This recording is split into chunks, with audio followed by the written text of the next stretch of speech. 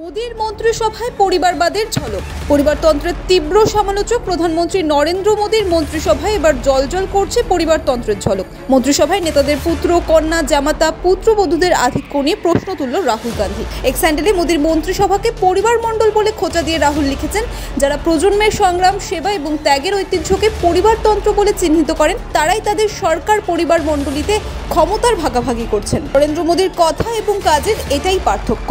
X হ্যান্ডেলে মোদীর 20 জন মন্ত্রীর পারিবারিক রাজনৈতিক ইতিহাসের একটি তালিকাও দেখিয়েছেন রাহুল। তাতে রয়েছে পশ্চিমবঙ্গের প্রতিনিধি শান্তনু ঠাকুরের নামও।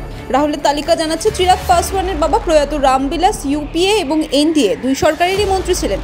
রাজনীতির যোগ রয়েছে বিজেপি সভাপতি তথা কেন্দ্রীয় মন্ত্রী জেপি নাড্ডারও। তিনি মধ্যপ্রদেশের প্রাক্তন মন্ত্রী তথা প্রাক্তন সাংসদ জয়শ্রী বন্দ্যোপাধ্যায়ের জামাই। মোদীর মন্ত্রিসভায় ঠাঁই পাওয়া জয়ন্ত চৌধুরীর পিতামহ চরণ সিংহ কংগ্রেসের সমর্থনে দেশের প্রধানমন্ত্রী হয়েছিলেন। জয়ন্তের প্রয়াত পিতা অজিত সিংহ মন্ত্রী ছিলেন প্রধানমন্ত্রী নরসিংহ রাওয়ের সরকারে। মোদীর সরকারে জেডিইউ এর প্রতিনিধি রামনাথ ঠাকুরের বাবা প্রয়াত কর্পূরী ঠাকুর বিহারের মুখ্যমন্ত্রী ছিলেন। পীযূষ গোয়েলের বাবা বেদ প্রকাশ এবং ধর্মেন্দ্র প্রধানের বাবা দেবেন্দ্র প্রাক্তন কেন্দ্রীয় মন্ত্রী ছিলেন। 72 জন মন্ত্রীর মধ্যে প্রায় 1/3 পারিবারিক রাজনৈতিক পরিচিতি রয়েছে।